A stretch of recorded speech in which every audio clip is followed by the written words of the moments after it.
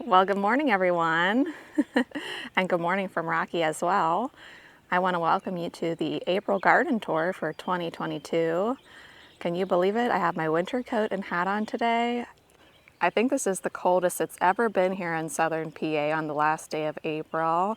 So a lot of things are on hold, but I have some exciting new developments to show you. Lots of gorgeous tulips in bloom, and I'm really excited to show you the naturalized daffodils. So let's take a look around at all my gardens today. So here we are at the entrance to the garden. This is what you see when you kind of first pull into the driveway. Here's my husband's truck. And you pull into this spot, you would see this gate. There's one gate on kind of either parking spot. So come on in. Have that beautiful summer wine, 9-bark spilling over the fence right here. And it blooms kind of in mid-May for me here. Absolutely beautiful. So when you first enter here, I have kind of a mixed tulip grouping of exotic emperor, and then also pinball wizard alliums, which is really interesting to see the foliage on pinball wizard because it lays a lot more flat than other alliums that I've grown in the past. And mixed in there I just have some pansies. This pink tulip that you see next came back from last year, and I'm pretty sure the variety is Columbus. But that is a guess because they were not marked when I purchased them from Lowe's. But they sure are beautiful. And still yet to bloom. On both sides of the walkway here are blue spectacle tulips. And then you can see that a lot of my other exotic emperors have pretty much gone over at this point.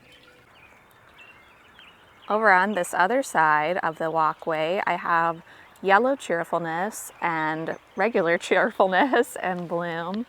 Just the standard cheerfulness is this beautiful white color, and then yellow cheerfulness is of course a beautiful buttery yellow, I would say.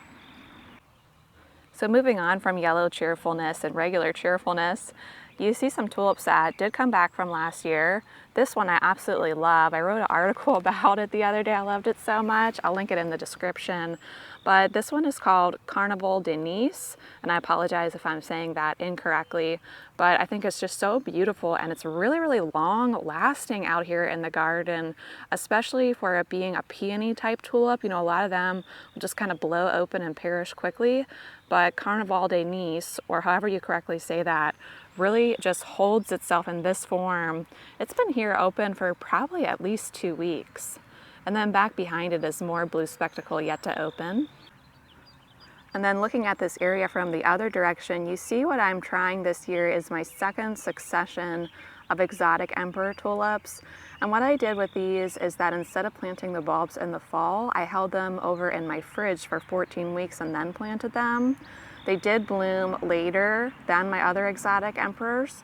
They are shorter, so I should have stuck them in the refrigerator sooner to give them more cooling, but I did think it was an interesting experiment and maybe a different way to go about growing tulips in the future. And then still to look forward to in the future, we have those ambassador alliums in the background, which are just absolutely huge already. Lots of peonies to look forward to this year. I have some older peonies, but also I put in about a dozen peonies last year that now all are budded up, so I'll be able to see what they really look like. I won't pick them this second year, but it will really be a delight to see what they look like in person. We have a lemony lace elderberry here, a prairie fire crabapple, which is just starting to bloom. And I'll just try to walk slowly and talk about both sides of the border here. We have that boxwood there that I primarily use for cutting. That beautiful red foliage behind it is ginger wine 9-bark. I may actually relocate that ginger wine to along the fence line, but just a beautiful shrub nevertheless. Now if I turn this slowly to the left, you can see there's some Silver Smiles daffodils in the background. The Japanese cedar is looking beautiful, and this tree grows really, really quickly. If you need a fast-growing evergreen tree, you know, the first year it just sat here, the second year it grew a little bit. By the third year, it had really taken off. It's at least 12 feet by this point. So I'm just trying to work on some rhythm and some repetition in the garden. So I have here catmint again, yarrow again, lots more peonies here. You know, it's so funny, guys, it looks like there's so many holes in the garden right now, but by May, the whole thing is going to be filled up and you won't even see any bare earth. Let me turn us over here to the left. And in doing so, we arrive at Hummingbird Way. And look how far behind we are this season. This will really show you. Even these daffodils are not open yet. That's how far behind we are. This kind of carpet of green I have right here is fall sown Orlea. And as we approach the raised beds, I'll try my best to remember to show you what annuals I'm growing for cutting were started in fall and which ones were put out here in the spring. I've repeated that Orlea planting over here in this corner. I may actually abandon the thought of having this kind of kidney bean shape and actually take this out here because I want to put a really big hydrangea right here, a really big smooth hydrangea, an incredible, and we might need some more space to do that. These areas here that just have mulch on either side is where I put the sugar plum gladiolas. So it'll be a nice spike element there as we walk through Hummingbird Way. I did, however, put in some sensational honeysuckle here to climb up this side.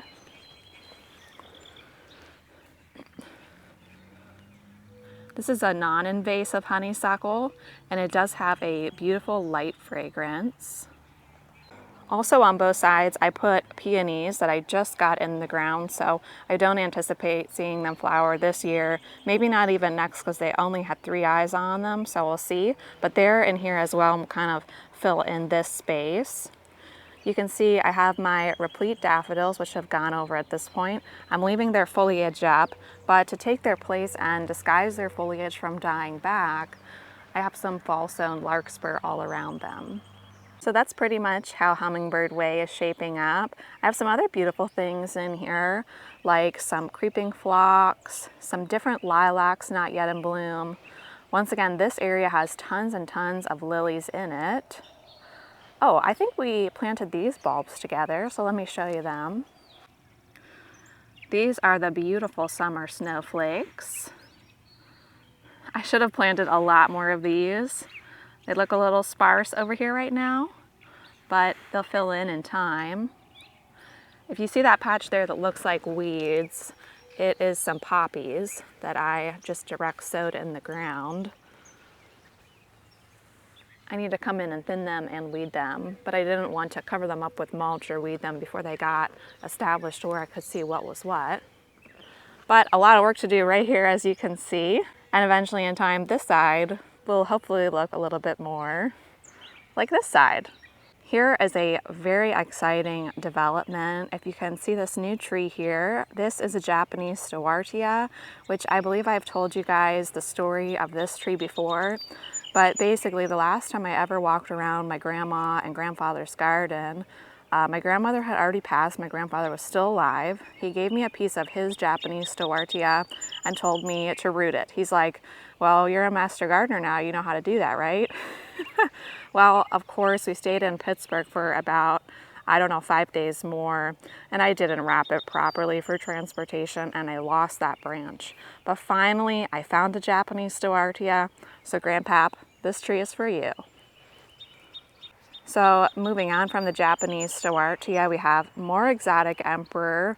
This is also a second succession of exotic emperor. I held these bulbs in the fridge until March. It was about March 15th I put them in.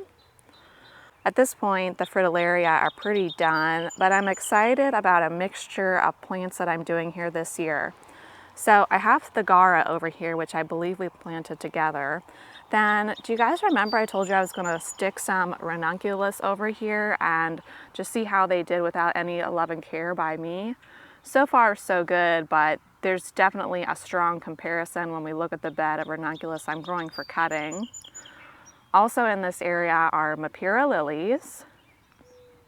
And back behind that we have Solomon seal. And then in the corner there we have a blue shadow fothergilla. But what I also put in here that I'm really excited about, and I know my grandma would love this, is the Dara. So this here is fall sown Dara. So I sowed this, it was probably late September, early October. And then I just transplanted it over to this area. And I think that'll be really nice to have that kind of maroon umbrella-like flower with the Gara, the ranunculus. These ranunculus are toner white, pink, and peach. So I'm really hoping that this area works out, and if it does, I'll repeat it in years to come.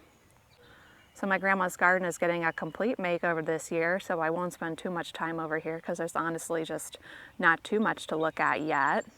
But this is going to be jam-packed, full of flowers in no time at all. But right next to my grandma's garden is the raised beds, where we've made some significant changes and lots of beautiful things to look at and catch up on. So let's look at all of these beds so we can really see the growth development here on April 30th. So some of these tulips are grown for the purpose of photographing them and documenting what they look like and how they act in the garden. And I made some really exciting observations about this tulip called Apricot Delight. And if you read up on it online, I don't really think it does it justice what I saw online. First of all, it's not apricot. It's kind of a white tulip with kind of a pink stripe there in the center. But one thing I noticed that I didn't find any information on this online is that look at the leaves. There's purple variegation on the inner leaves. And I also pulled one of these the other day and the stem length was 32 inches. So I love this tulip. I'll grow it again. And of course, henceforth going forward, I will go ahead and sell it. Let's just go down the line here. Here we have one called Silver Parrot, which, I like the parrots, but their heads always seem to have trouble standing up straight. And these really have not appreciated the cold at all. But they're quite beautiful. I'm not sure if I would grow them again. I felt like I was more excited about Apricot Delight than I was Silver Parrot. Back behind Silver Parrot, we have Mystic Van Eyck, a beautiful tulip, which I think it's normally said that Mystic Van Eyck is pink. It comes out a little more vibrant initially, but really here in my garden, it's more of a mid-range pinky peach. Really beautiful. I'm not sure I'll grow it again, but I did like it. Now we're on to some tulips that I'll be selling for Mother's Day. Here we have Dordogne. And this one is a little bit, well, actually it's way too open for storage. But following this video, I'll get out and pull all the ones that look like this and stick them in my refrigerator. In front of that one is one that I don't have any kind of in bloom, but it's called Antoinette, and it's a multi-headed tulip. It's yellow with pink streaks, and so I'll be sure to capture that and share it either here on Instagram. Next to that, I have Black Parrot, which is a late tulip, so we're pretty far away from seeing that one bloom, unless it decides to warm up all of a sudden. But look at this beautiful one. This is Negrita Double. And I think it's classified as a double rather than a peony type, but just beautiful, really lovely kind of green-black streaking there on the sides. These are going to someone really special, but I can't say who because they might be watching. But that's why you see these ones more open as well. Green Spirit has just started to open, but most of them are pretty deep in the leaves still. Next to that, and not colored up to the point where I can pull them yet, I have Finola. So that's pretty much how the tulip bed looks at this moment, and henceforth what you'll see me doing over here is pulling tulips. I'm really happy with how the ranunculus are coming along, especially for how cold it's been. I've been getting some questions about, am I still covering these? Yes, definitely. Anytime it's under 32, I cover. Even at like 35, I'm covering. Just to get some more green growth on these guys, because they are a little bit behind from what these normally look like. Here in this raised bed, we have the bachelor's buttons. We fall sewed these together in a video, and you can see they're about to bloom. Check out all those gorgeous buds going on. And I think really, the longer I grow cool flowers, I see the benefit is really in fall sowing. You know, maybe it's really not as beneficial as we might think, or at least that I might think rather, to spring plant. It's really these fall sowings where you see a huge difference in the growth rate of the plant. So depending on what the weather does, I might even have these for Mother's Day, but certainly by the week after that, these will be in bloom. So just to contrast a fall planting with a very early spring planting, I have here some rocket snapdragons. These are just white rockets. But you can see they're doing great. You know, they can handle the cold temperatures. I haven't really covered them. There was 3 days where we went down to 19. I did cover them then because they had kind of just gone out into the garden. But they are able to take the cold once they're used to it. The next bed, I have snapdragons at a different spacing. And I'll give you a close-up on these ones. These are the ones that I had mentioned got some hail damage, but they are recuperating and they are branching out from that pinch I took. These are the ones that I pinched them, and then I have the cuttings out here and I'll show you that. But they're finally coming back after that hailstorm. And then I have some fall sown larkspur. So once again, a huge difference between fall sowing these things, and I don't cover these things through the winter at all. They're just out here exposed to the elements. So a fall sowing versus a very early spring sowing. This next bed is full of straw flower. I keep trying to put straw flower in the border and it just never really looks right or works. So I decided to dedicate a whole raised bed to them this year. Here are the snapdragons that we rooted together and that we've been following along with. They've been out in the garden maybe about 5 days now, and they're looking good. Here I have 2 rows of corn cockle. I wanted to grow corn cockle. I've never grown it before, so I just direct sowed that. And although this buplorum was fall sown, I did have to move it around because it just came up very strangely and all erratically, and I couldn't hoe around it. So they were set back because I had to move them. This raised bed has my anemones. And like I said, I did get these anemone corms late, so this is not an accurate representation of what an anemone would look like here in 6B southern Pennsylvania. We can even do a fall planting of these. If I would have got them kind of around the time that I would prefer to get them, which is February, they would probably be blooming now. And next to that, I have some scabiosa.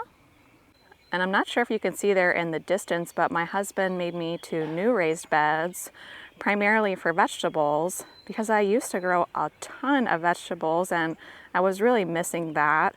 So we'll have some more space to grow things. And I'm just really happy with how the raised beds are looking this year, just by adding this kind of makeshift bamboo entrance and mulching around them. I really feel like it gives this area the feeling of its own room. And I think I'll bring in some terracotta pots that I'm going to fill with lavanda lilies to kind of hit around the edges of these beds. And then I did kind of pull the grass back and seed in alyssum to bring in as many hoverflies as possible. So as we exit out through the gate by Grace's garden, we enter the driveway garden, which is the first garden that you really see when you pull here onto the property. But look at those beautiful naturalized daffodils in the background. I just couldn't be happier with their performance. I'm going to do a whole video on the naturalized daffodils, what I learned, what I do differently, and steps moving forward, because I've already made some of those steps and filmed them for you. But really, I feel like it was a win, and I learned a lot through the process. So what I'm really going for here in the driveway garden is more of a park-like feel, but what I would call a floriferous park. And I do see the #1 thing that I need to work on in this garden is that I failed to put in any early tulips. And as we take a look around at all the plantings, you'll see that I really missed the ball there, because the first tulip I have to bloom is Queen of Night. She's right here and so beautiful, but this is a late season tulip, and this is the first tulip that's starting to color up over here. So there's not a ton blooming over here, but there are some cool plants. This plant is right from my grandma's garden, and it's called Lords and Ladies. I'm pretty sure Lords and Ladies is on the invasive plant species list in some states, not here in Pennsylvania, but certainly something to take into consideration. The whole driveway garden here is lined with liriope along the first part that you drive through, and then it transitions over to catmint. The main flower in this garden is lilies, but I do have some nice filler in here as well. So I have some Colorado yarrow in here from seed. This cherubim is also from my grandma's garden. Beautiful kind of a red-pink azalea there next to it. I see the fig has just now broken dormancy, so that's good. I always get worried about those plants that take a little bit longer to wake up. As you saw there a moment ago, Queen of Night is not fully open but colored up, and if I wanted to sell it at the stand, I would definitely pull it right now, if not a little bit sooner. Also, I have a lot of alliums mixed into this area. I'm not sure if you can even see some there in the distance. And even right here within the yarrow, I have drumstick alliums. So I just have a lot of different plantings of tulips in here. And some beautiful iris to look forward to. We put in those gladiolas the other day. Let's walk along the path now. So I have a little bank of astilbe here. And I put in another 9-bark, but now that I added this pathway in, I'll have to move that 9-bark somewhere else. Can you guys hear the birds? Oh, it's so awesome. I love hearing the bird song early in the morning. It's only about probably 6:15 right now. But you can see just a lot of things coming to life over here. Let me turn you slowly to this weeping redbud tree looking absolutely gorgeous. And the trees that you see here along the property line are pussy willow and rose of Sharon in this area. I picked this weeping redbud tree up last year and I just love it so much. I love the shape of the leaves. I love the color of the blooms in the spring. To be honest with you, I was so excited. I wanted to buy one that had purple foliage, and I bought it in the spring, and I think I was just overwhelmed with excitement, and I accidentally bought one with green leaves, but it's still beautiful all the same. And here's a look at the naturalized daffodils from this area. I have a lot of panicle hydrangeas here towards the back of the garden. I moved some of them back because I noticed I did lose one of my Rose of Sharons over the winter. So I want to try to get some height established over here as soon as possible. So we're actually walking on the path now. So finally this garden makes a little more sense logistically and will be much easier to harvest this area. And so all the areas that look blank and just have mulch, it's actually completely filled up with lilies and gladiolas. Back behind Buddy, if you can see those little seedlings there, I do have some cherry rose sunflowers. That would be my second succession of sunflowers. But I would say that that's pretty much it for the driveway garden. I think really it's just about these naturalized daffodils. And I will show you a video, my thoughts on moving forward with this area, probably within the week. And you can see there too, back behind the bench, we have the Invincible Spirit 2 hydrangea hedge. The bench did fall on 2 of them over the winter, so they're much smaller, but they should recuperate just fine. So the daffodils that are blooming here in the meadow are Delnashaw. And guys, look at this one that came with the Delnashaw. This doesn't look like Delnashaw. What do you guys think that one is? But then look at this one. I think you say this Sherborne maybe. It's more of a lemony yellow than I expected, but it's really, really beautiful. More Delnashaw there, but let me get you a British Gamble. There's that British Gamble right next to a Delnashaw, and the only one that's really gone over at this point is Cum Laude, which I'll link a video where I showed you that one because that one was really spectacular. But this is just so much fun. I'm actually in the meadow right now, and I just love that. Now the sun is coming up, but let's take a quick look at Gracie's garden. I didn't do too much over there, but I did kind of top the area up with soil in the hopes to really fill it up with more ground covers. I'm not sure if you can see and hear the buggy there in the distance. It's kind of bright, But basically, we just have British Gamble daffodils over here left, lots of different hostas, some beautiful lamium is that ground cover you see. I even have some lilies already popping up, some ostrich fern. Let's see what else I see here. Some stilbe in here is right here. But I think I might have mentioned this before. I don't want this garden to cost me any money at all. Well, confession, I did purchase a Pieris japonica, but these are just divisions and propagations from things that were either here on the property, or maybe I bought a hosta, split it into a couple. Well, friends, I think that pretty much brings us to the end of today's video. There are a few other things I want to catch you up on, but I'll do that sometime real soon here. I'll catch you up on the front garden where I put a whole bunch of Scheherazade lilies, and also some areas in the back there that I'm working on that I'll show you real soon. I want to wish everyone a wonderful day out in your garden, and I hope to see you sometime back here soon.